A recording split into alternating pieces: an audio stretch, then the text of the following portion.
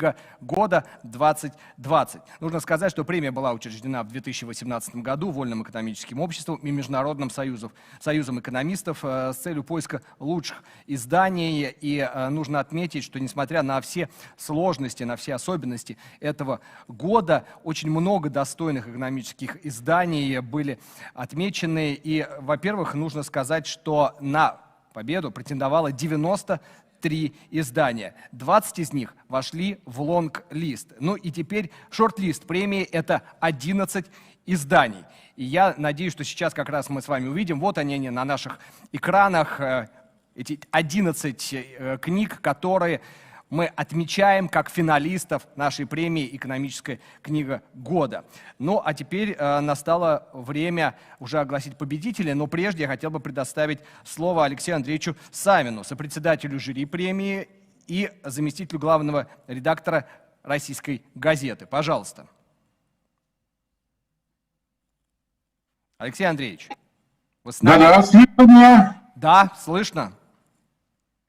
Добрый день, дорогие коллеги, уважаемый Сергей Дмитриевич. Хотел бы поздравить вас с очередным юбилеем Вольного экономического общества России.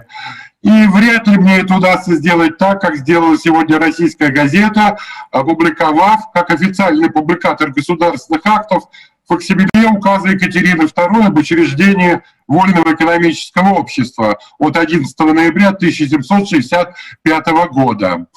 И с тех самых пор, с первых дней своего существования, общество ставило одной из главных задач — экономическое просвещение. Эта задача стоит перед обществом и сегодня, и оно успешно с ней справляется. Сегодня вышли в свет 16-й номер научно-популярного журнала «Вольная экономика», 7-я книга из научно-популярной серии «Беседы об экономике». Вниманию читателей «Российской газеты» сегодня представлено очередное приложение «Экономика», телевизионные проекты и много-много другое. Задаче экономического просвещения подчинен и конкурс «Экономическая книга года». В этом году на суд жюри были представлены сильные работы, у жюри был выбор. Все работы, вошедшие в число лауреатов, обладали такими признаками, как актуальность, оригинальность работы и полнота анализа. Очень важно, что среди книг лауреатов несколько учебников. Это современные пособия, которые рассматривают действия рынков и экономических законов в условиях цифровой экономики, новых интернет-средств формирования потребительской ценности и конверсии институтов. Через минуту лауреаты конкурса будут представлены вашему вниманию. Спасибо за внимание. Передаю слово нашему ведущему. Спасибо большое, Алексей Андреевич. Через 1,5 минуты возьму на себя такую смелость, потому что сначала давайте еще представим свежие периодические издания, выпускаемые Вольным экономическим обществом. Вот, например, журнал «Вольная экономика». И вот он также у меня в руках есть. Потрясающий, красочный, очень интересный журнал.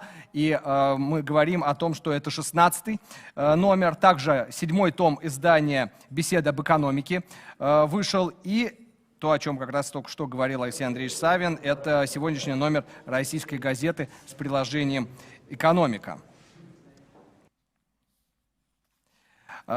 Уважаемые участники нашего собрания, конечно, если бы мы все с вами встречались вот здесь, в одном помещении, все вместе, то вы все бы получили эти издания. Поскольку мы сейчас чуть-чуть отдалены друг от друга, то организаторы сегодняшнего собрания берут на себя миссию данные периодические издания вам переправить, вы все их получите, все сможете с ними ознакомиться. Ну и теперь пришло время узнать лауреатов премии «Экономическая книга года», и сначала о 2 специальных премиях. Итак, лауреатом общественной премии «Экономическая книга-2020» признана монография «Конверсия институтов. Начало теории». Автор Александр Николаевич Дегтярев, директор Института стратегических исследований Республики Башкортостан. И он тоже сегодня является участником нашего собрания, на связи с нами. Александр Николаевич, вы нас слышите, мы вас поздравляем и, пожалуйста, хотим услышать ваше короткое выступление о том издании, которое признано одним из лучших экономических изданий нынешнего года. Добрый день, уважаемые коллеги. Я с большим удовлетворением приветствую всех коллег-экономистов на нашем юбилейном собрании. Позвольте мне выразить благодарность авторитетному жюри, которое присудило мне эту высокую премию. Я считаю, что это заслуга в целом научной школы, экономической научной школы Башкортостана, где я уже на протяжении многих десятилетий тружусь. Это книга о той турбулентности в экономике и социальной сфере, которая сегодня имеет место быть в стране и в мире. Поэтому я считаю, что важным было определить те теоретические основы формирования этих проблем и наметить пути их преодоления. Способствовало формированию этой научной концепции, конечно же, в первую очередь, наша научная площадка Вольного экономического общества. Я благодарен решению жюри за то, что теперь и мой труд войдет в сокровищницу ВЭО России. Ну и учитывая, что сегодня также была отмечена работа нашего регионального отделения ВЭО России, хочу сказать, что это будет наш общий вклад в труд экономистов Вольного экономического общества. И поскольку символом ВЭО России является улей и пчелы, мед туда несущие, пусть это будет нашим общим от Башкортостана вкладом таким весомым бочонком чистейшего башкирского меда в наш общий улей. Спасибо большое, поздравляю всех с юбилеем.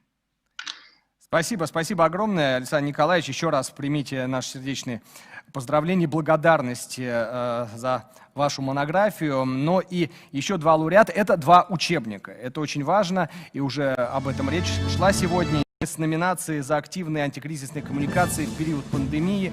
И данная специальная премия присуждается Башкортостанскому региональному отделению ВЭО России, руководитель Александр Николаевич Дегтярев. Следующая специальная